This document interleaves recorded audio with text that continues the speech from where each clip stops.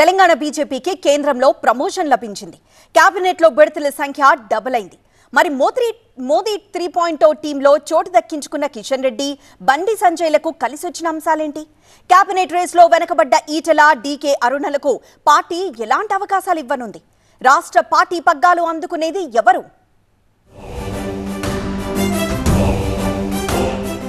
తెలంగాణలో 8 లోక్సభ స్థానాలు సాధించి మంచి జోష్లో ఉంది బీజేపీ. రాష్ట్రం నుంచి గతంలో ఒకరికే కేబినెట్ బెర్త్ లభించగా ఈసారి ఇద్దరికి అవకాశం లభించింది. సికింద్రాబాద్ నుంచి రెండోసారి ఎంపీగా విజయం సాధించిన కిషన్ రెడ్డి మోదీ కేబినెట్ లో మరోసారి బెర్త్ దక్కించుకున్నారు. 2019లో తొలిసారి ఎంపీగా గెలిచి హోంశాఖ సహాయ మంత్రిగా బాధ్యతలు నిర్వహించిన కిషన్ రెడ్డి ఆ తర్వాత ప్రమోషన్ దక్కించుకొని పర్యాటక, సాంస్కృతిక, ఈశాన్య రాష్ట్రాల అభివృద్ధి శాఖ మంత్రిగా బాధ్యతలు చేపట్టారు. ఇప్పుడు మరోసారి కిషన్ రెడ్డికి కేంద్ర కేబినెట్ లో చోటు దక్కడంపై ఆయన కుటుంబ సభ్యులు, అభిమానులు హర్షం వ్యక్తం చేస్తున్నారు. వైఫ్ గా నాకే కానీ మా పిల్లలకే కానీ అంటే కిషన్ రెడ్డి గారు తను పూర్తి సమయం తన పూర్తి లైఫ్ కూడా మరి పార్టీకి, ప్రజాసేవకి అంకితం చేయడం జరిగింది.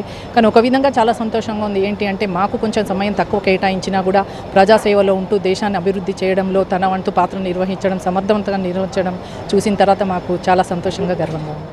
గతంలో తెలంగాణ నుంచి కిషన్ రెడ్డి ఒకరే ప్రాతినిధ్యం వహించగా ఈసారి బండి సంజయ్ కూడా జత కలిశారు. కరీంనగర్ ఎంపీగా 2019లో విజయం సాధించిన బండి సంజయ్ ఆ తర్వాత పార్టీ రాష్ట్ర అధ్యక్షుడిగా తనదైన దూకుడును చూపించారు. రాష్ట్రంలో పార్టీ విస్తరణకు బండి సంజయ్ దూకుడే కారణమన్న అభిప్రాయం కార్యకర్తల్లో ఉంది. ప్రస్తుతం జాతీయ ప్రధాన కార్యదర్శిగా ఉన్న బండి రెండోసారి ఎంపీగా గెలిచి మోదీ టీంలో చేరిపోయారు. పార్టీ రాష్ట్ర అధ్యక్షుడిగా ఉన్నప్పటి నుంచి పలుమార్లు ప్రధాని మోదీతో శభాష్ అనిపించుకున్న సంజయ్ పార్టీ కోసం చేసిన సేవలు, చిన్నప్పటి నుంచి ఆర్ఎస్ఎస్ నుంచి పార్టీకి విధేయత వంటి అంశాలు కలిసి వచ్చాయి. బండి సంజయ్ కు కేంద్ర మంత్రిగా అవకాశం లభించడంతో కరీంనగర్ లో కుటుంబ సభ్యులు, అభిమానులు సంబరాలు జరుపుకుంటున్నారు.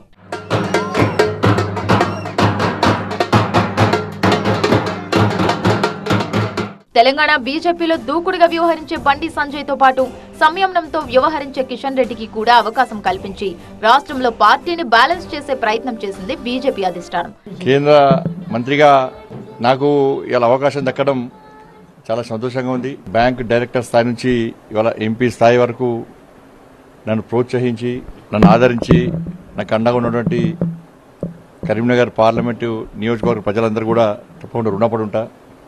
మన నరేంద్ర మోడీ గారి యొక్క ఆశీర్వాదంతో, జాతీయ నాయకత్వం యొక్క ఆశీర్వాదంతో ఈరోజు ఈ కేంద్ర మంత్రి పదవి దక్కడం చాలా సంతోషంగా ఉంది, చాలా గర్వంగా ఉంది. నేనైతే ఎప్పుడు ఊహించుకోలేదు ఈ స్థాయికి వస్తా అని చెప్పి. కానీ ఇది భారతీయ జనతా పార్టీలో మాత్రమే అవకాశం ఉందని చెప్పి ప్రతి ఒక్కరు గ్రహించాల్సిన అవసరం ఉంది. తెలంగాణలో గతంతో పోలిస్తే రెట్టింపు సీట్లు సాధించిన బీజేపీలో ఈసారి కేబినెట్ బెర్త్ కోసం కూడా గట్టి పోటీ నెలకొంది.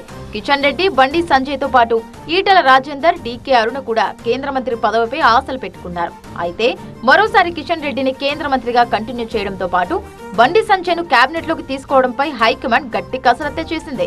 పార్టీకి తొలి నుంచి విధేయులుగా ఉండడంతో పాటు రాష్ట్రంలో పార్టీ విస్తరణకు కిషన్ రెడ్డి, బండి సంజయ్ కారణమయ్యారని బీజేపీ అధిష్టానం భావించింది. గత కేబినెట్ లో మినిస్టర్ గా పనిచేయడంతో పాటు ఇప్పటికే 4 సార్లు పార్టీ రాష్ట్ర అధ్యక్షుడిగా సేవలందించడం, కరోనా టైంలో కేంద్ర మంత్రిగా ఢిల్లీ కేంద్రంగా కంట్రోల్ రూమ్ లో కీలక బాధ్యతలు నిర్వర్తించడం, అధిష్టానానికి నమ్మిన బంటుగా ఉండటం కిషన్ రెడ్డికి కలిసి వచ్చిన అంశాలుగా భావిస్తున్నారు. ఏ పార్టీతో పొత్తు లేకుండా 8 స్థానాలు సంపాదించడము, సుమారు 35-36% ఓట్లు పొందడం ఏదైతున్నదో ఇది మరి పార్టీ చరిత్రలో మొదటిసారి తెలంగాణలో అత్యధికమైనటువంటి సీట్లు, అత్యధికమైనటువంటి ఓట్లు పొందడం జరిగింది.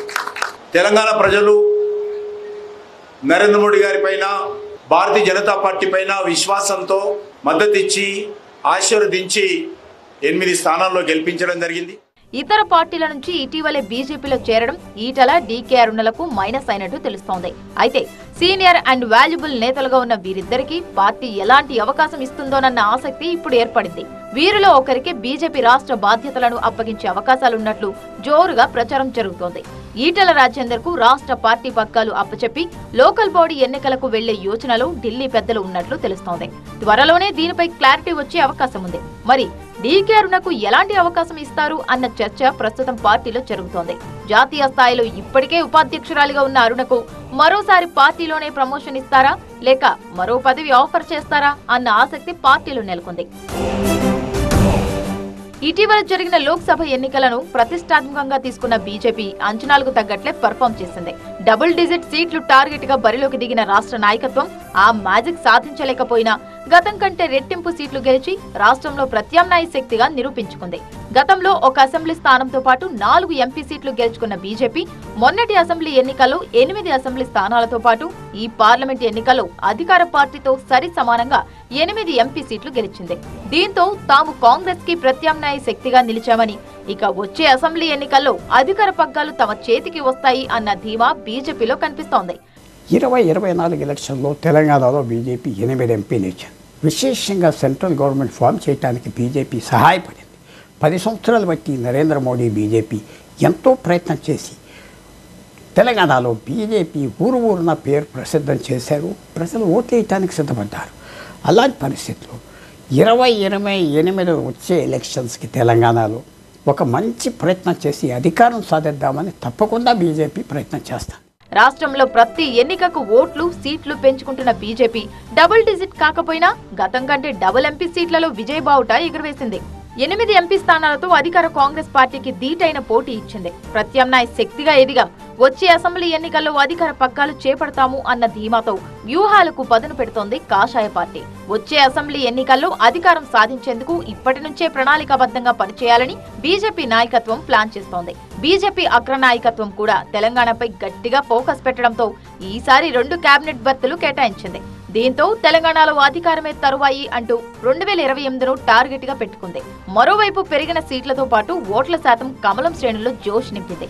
వచ్చే ఎన్నికల్లో తెలంగాణ గడ్డపై కాషాయ జెండా ఎగరవేస్తామని ఇప్పటి నుంచే ధీమా వ్యక్తం చేస్తున్నారు కమలనాథులు.